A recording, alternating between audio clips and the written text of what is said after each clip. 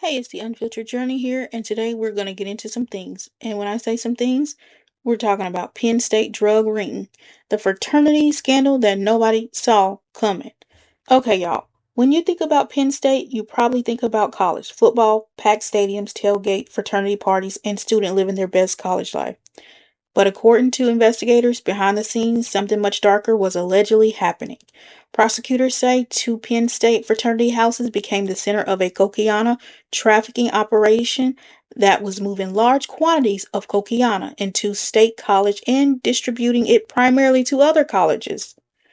And here's where the story gets crazy. Authorities say some fraternity pledges weren't just partying around the alleged operation.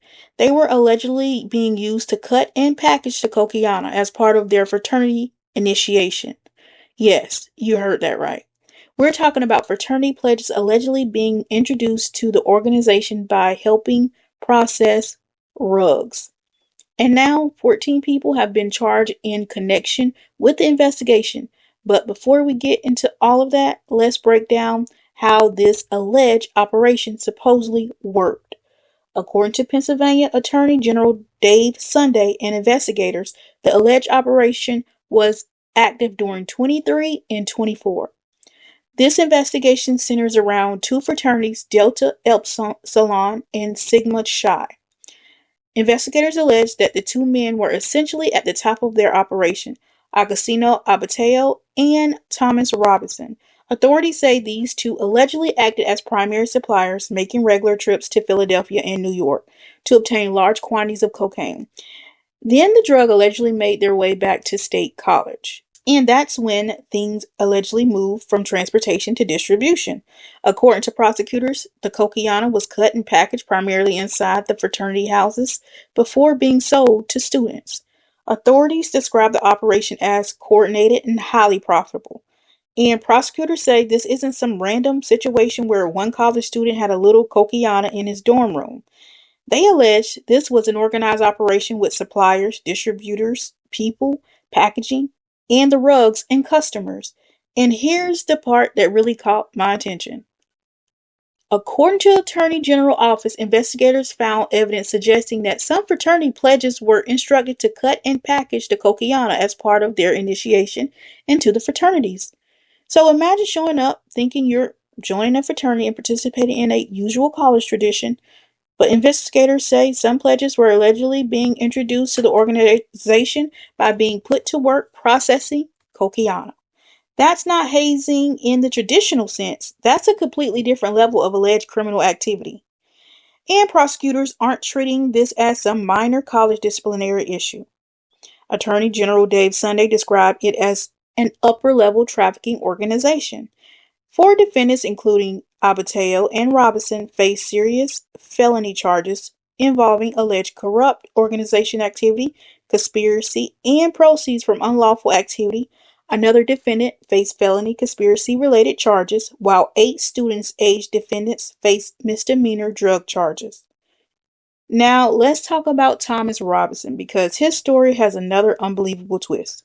According to court documents reported by CBS Pittsburgh, Robinson allegedly sold cocaine to confidential informants multiple times between September and December of 24, which is 2024. Investigators say he was arrested in December 2024 inside the Delta Upsilon fraternity house.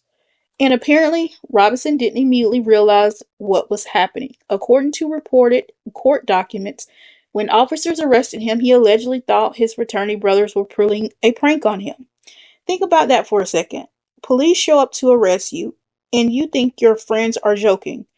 But this case wasn't a joke. Robinson is now facing serious charges connected to the alleged trafficking operation. And then there's another person caught up in this case who wasn't a Penn State student at all. Robinson's father. Paul Robinson, a 59-year-old attorney, has been charged with offense including alleged evidence tampering and hindering the investigation. Authorities allege he took steps to conceal evidence, including a safe that allegedly contained rugs and cash. His attorney has disputed the allegation and he is presumed innocent unless proven guilty. And this is where the story gets even more complicated. because investigators aren't just asking who possessed the rugs. They're looking at the alleged structure behind the operation: who supplied the coquiana, who transported it, who packaged it, who sold it, who handled the money, and who may have tried to hide evidence after investigators started closing in. According to authorities, payment allegedly weren't always made in cash. Investigators also found evidence of payments through apps. So we're talking about an alleged operation that investigators saw use modern payment methods, multiple people, and distribution network centers around college students. And then there are the alleged suppliers. Authorities say Abateo and Robinson made trips to Philadelphia and New York to obtain large quantities of the coquiana. One account cited in reporting described one of the defendants as being considered the largest coquiana distribution at Penn State. That's a major allegation, because if investigators are correct, this wasn't simply about a few fraternity brothers partying too hard. They believe they uncovered a supply chain, drug allegedly coming in from major cities, being transported to state college, processed inside fraternity houses, and then distributed to students. And according to prosecutors, the operation allegedly generated a significant amount of money. Now, there's another important detail people need to understand. Not everyone charged in the case is accused of doing the same thing. Some defendants face felony charges tied to alleged organization and conspiracy. Others face misdemeanor possession related charges. And one defendant, the student's father, is accused of allegedly interfering with an investigation. So when you see the headlines saying 14 people charged, that doesn't mean all 14 people are accused of being ringleaders. The charges and allegations vary from person to person. And that's important because being charged is not the same as being convicted. The defendants are presumed innocent unless prosecutors prove the allegations in court. Now let's talk about the fallout. Penn State has responded to the investigation. Delta Upsilon was suspended, and authorities have also pointed to disciplinary actions involved fraternity members. Sigma Chi also connected to the alleged activity, although the university has said the chapter has no longer recognized by Penn State.